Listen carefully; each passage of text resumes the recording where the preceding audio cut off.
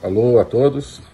Hoje eu queria te convidar para, neste começo de ano, se juntar a mim e a várias outras pessoas que acreditam na liberdade na nossa Academia Folha Política, aproveitando a promoção de começo de ano que eu estou lançando agora e que vai ser por tempo muito limitado. Com apenas R$ 336 por ano, pagando uma anuidade, portanto, de R$ 336, você tem acesso a todo o conteúdo da Academia Folha Política. Há várias aulas, vídeos, análises e especialmente ao curso de Logopolítica, que é o curso que eu dou todas as quartas-feiras na Academia. O curso é um curso que visa a entender a nossa vida, os desafios da nossa vida, através da política, mas com os olhos voltados para cima, com os olhos voltados para o ideal. Entender como é a horrível estrutura de poder que hoje domina o Brasil, cada vez mais domina o mundo, mas entender que não precisa ser assim, que não vai ser sempre assim, se nós conseguirmos olhar para cima e entender como o Brasil poderia ser, como o mundo poderia ser. Para isso é preciso estudar filosofia, história, entender como é que o mundo e o Brasil chegaram ao ponto em que chegaram, mas também para a gente poder recuperar o caminho perdido. O Brasil se perdeu aí à beira da estrada, mas o ideal do Brasil a gente pode recuperá-lo e a partir daí recuperar o Brasil real também. Então essa é a proposta no curso de Logopolítica, na Academia Folha Política. É uma aventura intelectual, uma aventura de conhecimento, uma aventura de construção conjunta, a qual, portanto, eu convido você a se incorporar, aproveitando essa promoção, especialmente por poucos dias, agora para começar o ano, R$ 336 a anuidade, você entra para esse projeto, tá bom? Então, se quiser conhecê-lo, se quiser conhecer essa aventura, eu sugiro então que clique aqui nos links para passar a fazer parte da Academia Folha Política. Um abraço. Além disso, a força dos estados é um grande bloqueio a qualquer tentativa de tiranização por parte do governo central. Nos Estados Unidos, a liberdade, as liberdades básicas, a democracia, ela é garantida não só pelos pesos e contrapesos entre os três poderes federais clássicos, entre executivo e legislativo e judiciário federais, mas também entre o governo federal, de um lado, e os governos estaduais, do outro. Então, digamos que houvesse nos Estados Unidos algo como acontece hoje no Brasil, um conluio dos três poderes federais para acabar com liberdade de expressão, por exemplo, os estados se revoltariam contra isso, diriam, olha, não, essa legislação aqui, por exemplo, essa medida contrária à Constituição, contrária à liberdade de expressão, não vai ser cumprida no meu estado, outros estados provavelmente se juntariam, ou então, vamos supor que um estado aplicasse uma lei federal acabando com a liberdade de expressão, outro estado fala, não, eu não aplico, aí, digamos, os comunicadores instalados naquele primeiro estado se mudariam para o segundo, o primeiro estado perderia com isso. Emendas para a Constituição americana precisam ser aprovadas por, agora, se não me engano, são 2/3 dos estados. Então, PEC lá, tá bom, tem que passar na Câmara Federal, passa no Senado Federal, ela tem que passar, digamos que, agora, se quiser já ir olhando a Constituição americana aí, mas digamos que seja uma maioria simples dos estados, seriam 26 dos 50, então essa mesma PEC tem que passar por 26 câmaras estaduais, em alguns casos, assembleias estaduais, em alguns casos são bicamerais, em alguns casos tem dois legislativos, enfim, o legislativo estadual tem 2 câmaras. Então, também não é o governador que vai decidir, são os legislativos estaduais que vão decidir se aprovam aquela emenda constitucional. Isso é muito importante, muito importante. Tanto que os Estados Unidos têm, acho que cerca de 20 emendas constitucionais, o Brasil tem centenas, cada dia. Vamos fazer uma PEC, no Brasil tudo assim, vamos fazer uma PEC, às vezes são boas ideias, mas as boas ideias não passam, as ruins passam, né? As PECs com ideias ruins passam. É demasiadamente fácil passar uma emenda constitucional no Brasil. E, portanto, quando você tem um governo central com ideias, né, que serão boas ou ruins, nos Estados Unidos você precisa dos estados. Precisa vender isso para a maioria dos estados. No Brasil, não. No Brasil, basta, né, arrumar ali o centrão, ali, alguns partidos e tal, e a emenda passa, o toma lá da cá. Nos Estados Unidos é muito mais difícil de fazer o toma lá da cá. Isso dá uma estabilidade institucional muito grande, e isso é um freio imenso na concentração de poder por parte do governo central. Né? Então, nada do que está acontecendo no Brasil, eu acho que seria possível de acontecer nos Estados Unidos. Né? Já no plano federal, nesse caso, a Suprema Corte, né, decidiu a favor do governo Biden por 5-4, né? Não foi com maioria absoluta, quer dizer, não foi com uma maioria destacada, mas em muitos casos a Suprema Corte americana tem decidido contra o governo Biden, né? Não tem jantar entre decano da Suprema Corte americana, presidente da Câmara dos Deputados e presidente de um grande partido americano para decidir como é que vai ser o futuro do país, né? Lá os membros da Suprema Corte não são agentes políticos, a Suprema Corte americana não é politizada, não são líderes políticos, né? Não tem esses jantarzinhos aí nos Estados Unidos, né? A Suprema Corte é muito cuidadosa, muito limitada, ela não aceita qualquer caso, ela não abre inquérito, né? Não abre investigação. Mas digamos que ela mudasse, né? Que, né, fosse tomada por uma, né, digamos que, né, alguém injetasse assim um gás totalitário, né, na Suprema Corte americana, e os ministros ali, os juízes da Suprema Corte americana, acordassem assim com vontade de prender, de matar, enfim, matar, ainda não estão matando, né, mais ou menos, enfim, né, coitado, as pessoas estão morrendo na prisão, né, do 8 de janeiro. Mas se os ministros da Suprema Corte, né, acordassem com vontade de rasgar a Constituição, e agora eu que mando e tal, se articulassem com o Biden, se articulassem com a maioria do Congresso americano, ainda assim teriam os estados, né, teriam os estados. E que tenderiam, quer dizer, a tendência, quando você precisa desses vários passos para as mudanças, a tendência é que elas barram as mudanças.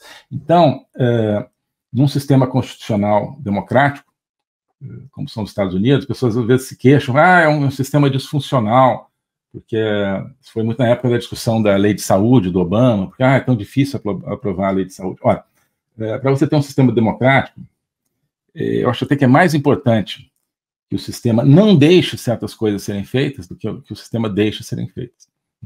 Então, às vezes, você pode ter uma ideia que parece boa, né, e é muito difícil de passar, acaba não passando porque precisa de tantas etapas e precisa, inclusive, dessa aprovação dos estados.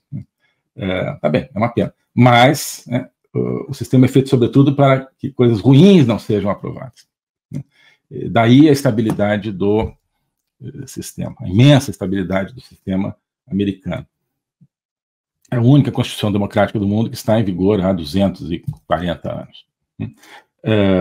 Bom, então, dito isso, né, primeira frase aqui, o governo federal americano, portanto, quebrou, como diz aqui o Greg Abbott, né, o pacto entre os Estados Unidos e os estados. Isso é gravíssimo, né, porque esse compact, como ele chama, que é o pacto entre os Estados Unidos, a União e os estados, é a fundação dos Estados Unidos.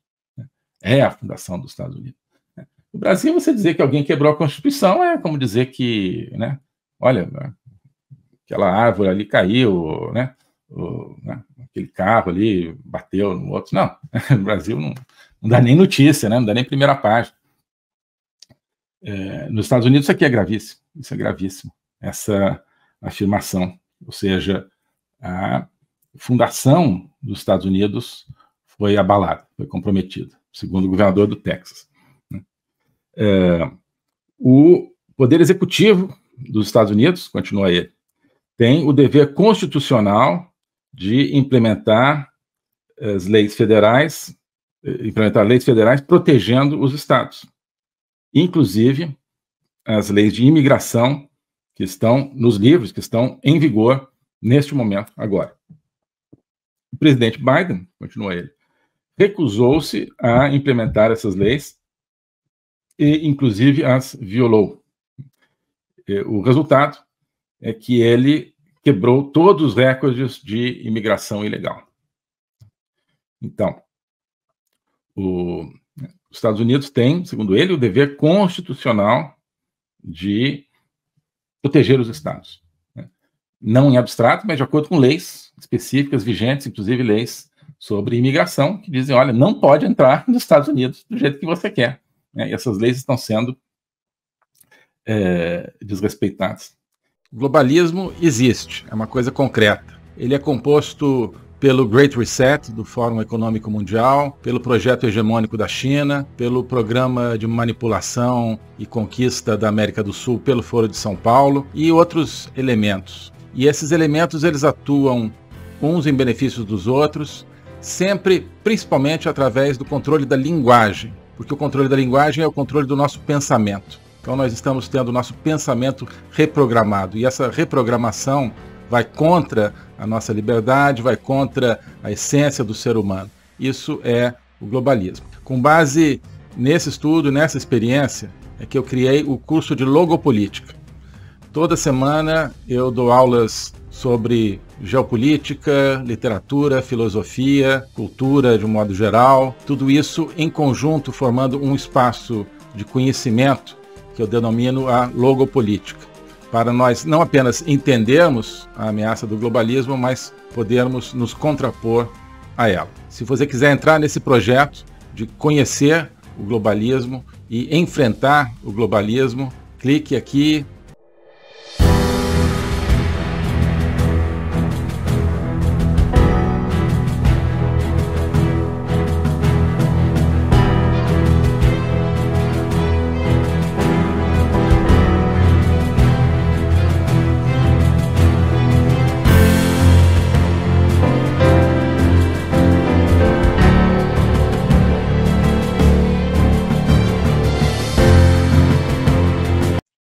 Alô a todos. Hoje eu gostaria de falar sobre o meu novo curso de Logopolítica, onde eu vou colocar a versão completa daquilo que eu tenho a ensinar sobre o globalismo. O globalismo nas suas múltiplas dimensões, geopolítica, econômica, social, cultural, filosófica, dimensões que só podem ser entendidas em conjunto, e que só podem ser entendidas em conjunto a partir de uma perspectiva logopolítica, ou seja, uma perspectiva do logos. Logos é a essência do ser humano.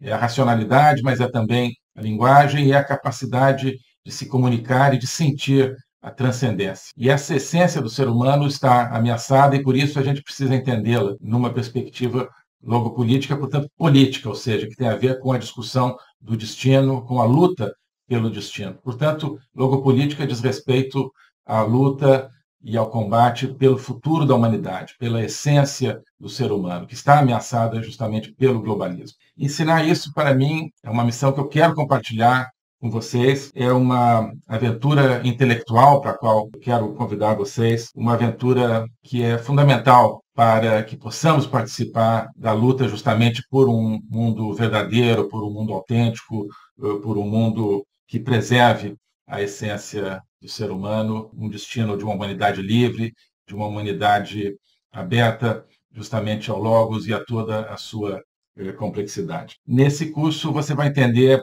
esses grandes combates, quais são as ideias que estão por trás daquilo que ameaça essa essência do ser humano, as grandes ideias que estão se confrontando, quais são as ideias que precisam ser mobilizadas justamente para a defesa, para a preservação dessa nossa essência. Portanto, é preciso entender as discussões filosóficas que não são puramente abstratas, que têm a ver, que têm efeitos diretos na nossa vida diária. Então, quando nós vemos os fenômenos da inflação, da guerra, da carestia, de várias carências no mundo de hoje, nós estamos diante, no fundo, de processos que têm a ver com as ideias. São as ideias por trás desses processos que determinam a sua problemática.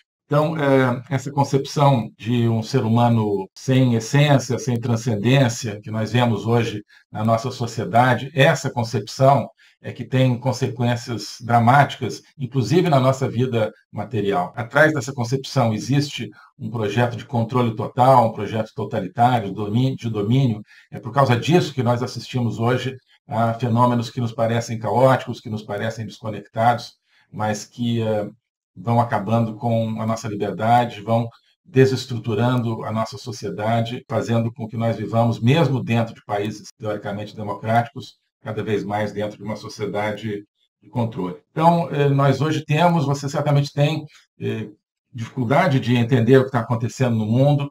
Isso é decorrente justamente de visões parciais, que eu vou procurar cobrir e conectar. Então, não adianta entender apenas a economia, apenas conflitos militares, ou apenas algumas questões sociais. É preciso entender as ideias que querem dominar o mundo e as ideias que precisam ser resgatadas para que nós preservemos a liberdade do mundo. Então é isso que eu quero oferecer a você nesse curso de Logopolítica. Nós vamos estudar o conceito, a evolução, a manifestação do globalismo, na história recente, sobretudo, mas ao longo de toda a história humana, as ideias atuais que conformam o globalismo, elas são muito antigas, assim como as ideias de defesa e preservação da essência do ser humano também são antigas. Então nós vamos lá atrás, nos gregos, nos pré-socráticos, Platão, Aristóteles, e vários outros autores ao longo da história, procurar entender tanto as ideias da defesa do logos, da defesa da essência do ser humano, quanto as ideias que hoje ameaçam tão fortemente